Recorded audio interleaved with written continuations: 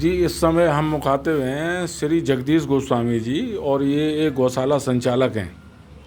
और श्याम गौशाला बाबा बंसीवाला, इनकी गौशाला चौकी अड्डा वृंदावन रोड पर ये कई वर्षों से संचालित है।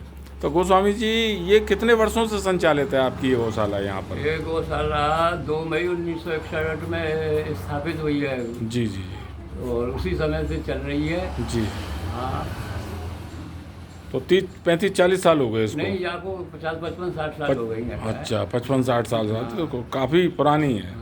और वर्तमान में क्या गौवंश होगा आपके पास में? इस समय गाय 315 के जी करीब है। जी जी, 300 के आसपास है। गोस्वामी जी, वर्तमान में एक प्रश्न बड़ा लोगों को परेशान कर रहा है कि भूसे की तेज़ी के कारण कुछ गौशालाएं संकट में हैं और गौशालाओं की संख्या भी यहाँ पे बढ़ी है। समाचार पत्रों में लोगों के पास भी पहुँच रही है ये बात, आपने भी पढ़ी होगी, देखी होगी कि कुछ गौशालाएं और गौवंश संकट में हैं और काफ़ी दयनीय स्थिति से भी गुजर रही हैं। तो इस संकट को दूर करने के लिए हालांकि योगी सरकार 30 रुपये प्रति गौवंश दे रही है और जिला प्रशासन मथुरा भी बड़ा सुंदर कार्य कर रहा है, परंतु महंगाई तो महंगाई है। तो ऐसे कठिन दौर में वर्तमान में एक तो स्थिति क्या है, थोड़ा सा ये बताने की कृपा करें। स्थिति क्या है, वही है जो गौवंश बढ़ रहा है जी।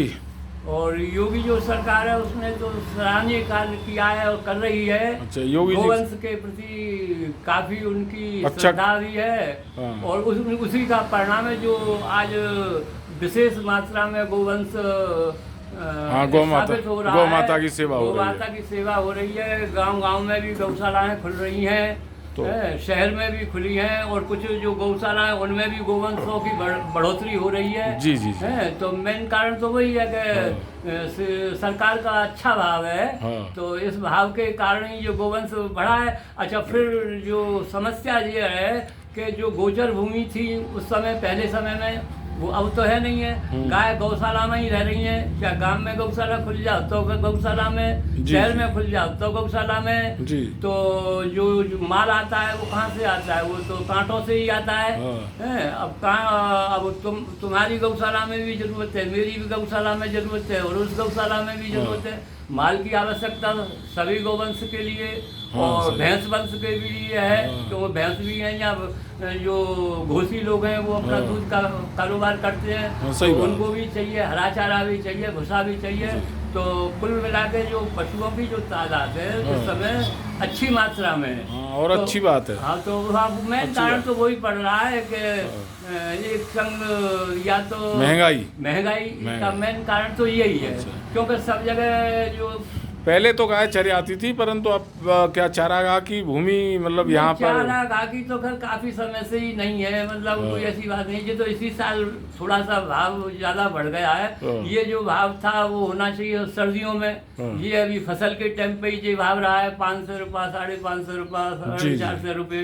तो किसी में तो क्षमता है जी, जो कोई तो मानो संस्था जोरदार है या उस पर पैसों की आमद है तो उस हिसाब से वो भर लेती है, किसी पे नहीं है। 30 रुपये प्रतिदिन जो मिल रहा है, क्या उसमें बढ़ोतरी होनी चाहिए या इसका समाधान क्या है? आप क्या बढ़ोतरी? ये तो सरकार का नियम है। वो 30 रुपये आज दे रही है तो दे तो रही है। हाँ, नहीं, लेकिन पहले तो कुछ भी नहीं है। उससे पहले तो आया था खैर। तो लेकिन अब 30 रुपये, पहले 10 रुपये था, अब 30 हो गया। फिर ऐसा है उसमें सरकार का नियम है, जैसे ये गौशाला है, जो गौशाला है, जो वास्तविक गौशाला है, गौशाला संचालन हो रहा है, गौशाला चल रही है, तो उनके लिए तो 30 रुपये भी काफी है।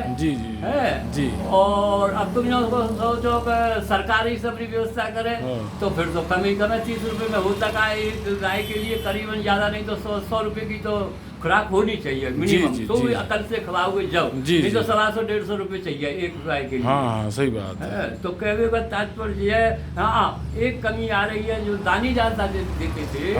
तो उनमें थोड़ा सा कमी का वो है। क्या तो गौशाला का प्रभाव कम हो या कुछ भी हो, मतलब या वो दे नहीं पा। अब एक टोली पहले 15-14 हजार में आ जाती, अब वही टोली 50,000 और 60,000 में आ रही है बस की। तो आपका कहना कुल मिला के ये है कि मतलब सरकार और दानदाताओं दोनों को इस विषय में सोचना चाहिए कि थोड़ा महंगाई के कारण में ये गौवंश इससे प्रभावित न हो और गौ माता की सेवा निरंतर हाँ, होती मेरा रहे। तो दानी दाताओं से यही अनुरोध है भाई, वो अपने किसी प्रतिनिधि द्वारा या किसी द्वारा गौशालाओं को देखें हाँ, और उनका निरीक्षण करें, वास्तविक हाँ, नहीं, सही है। किसी स्थिति तक पहुंचे, बिल्कुल, बिल्कुल।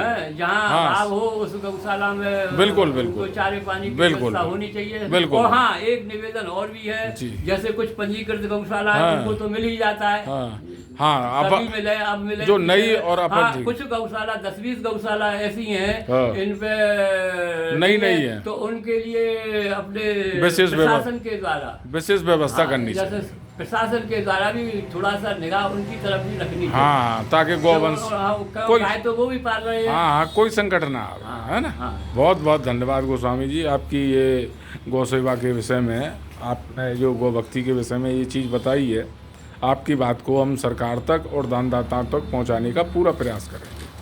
धन्यवाद।